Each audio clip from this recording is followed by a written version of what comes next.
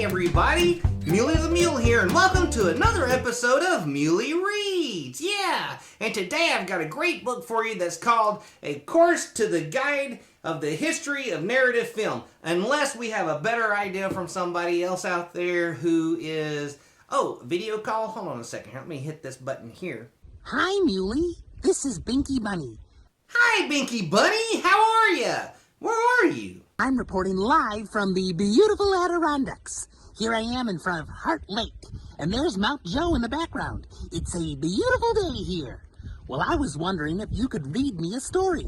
I would love to hear The Gingerbread Man. You know, run, run, run as fast as you can. You can't catch me. I'm the Gingerbread Man. Well, I hope you have a great day. Thank you very much. Bye. Boing, boing, boing, boing, boing, boing. Well, interestingly enough, Binky, I have that book right here. The Gingerbread Man. Let's read it together. You ready? Let's do it. The Gingerbread Man. Pictures by Zachary. A Whitman book. Copyright 1973. Once upon a time, a little old man and a little old woman lived all alone in a little old house. There were no boys or girls in the little house. There was no cat or dog. There were only the little old woman and the little old man. One day, the old woman said, "Oh, dearie me, I wish we had a little boy to live here with us." "That would be very nice," said the old man. "But don't wish for something we can't have. Now, I wish we could have some gingerbread for our supper." The old woman hurried into the kitchen. "I'll surprise him with a gingerbread man," she said. So she made a gingerbread man with a smiling mouth. He had raisins for eyes and little candies for the buttons on his jacket. "What a handsome gingerbread man you are," she said as she put him into the oven to bake. By and by, the old man said, "The gingerbread smells good. Perhaps it has baked long enough." "I'll go see," said the old woman. She smiled as she thought about her surprise for the old man.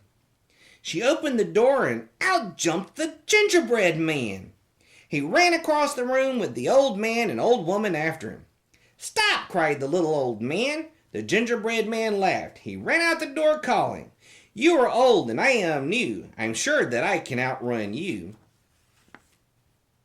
The old man and the old woman ran until they were all tired out, but they couldn't catch him. The gingerbread man ran on until he met a rabbit. "Stop!" called the rabbit. "I'd like to eat you." The gingerbread man laughed and said, "I outran a man and a woman, too. You may be fast, but I can outrun you." The rabbit ran swiftly indeed, but he couldn't catch the little gingerbread man. Whee! Around a curve in the road, the gingerbread man met a cow. "Stop!" called the cow. "I think I'd like to eat you." The gingerbread man shouted, "You'll have to catch me if you do, and I'm sure that I can outrun you." The cow tried to catch him, but she was old and heavy and had to stop to rest. On and on ran the gingerbread man until he met a horse. "You look good enough to eat," said the horse, trotting after him. As he raced along, the gingerbread man called back, "Just try to catch me if you can, for I'm a nice new gingerbread man. I've outrun all I've met today. Goodbye, old horse, I'm on my way."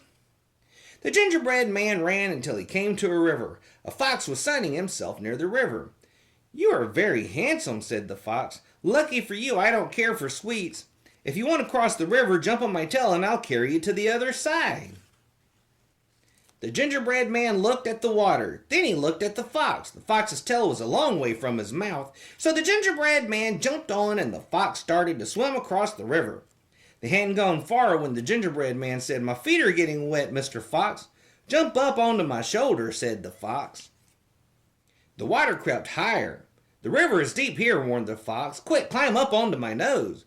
The gingerbread man didn't like the idea of being so close to the fox's mouth, but there was nothing else for him to do. So the gingerbread man stepped up onto the fox's head, which was like a wet, slippery side. Slip, slide, down went the gingerbread man, just as the fox opened his big red mouth. What would you do if a gingerbread man slid right into your mouth? You would eat him, wouldn't you? That's just what the fox did. Very good, said the fox as he shook the crumbs from his coat. Very good indeed. The end.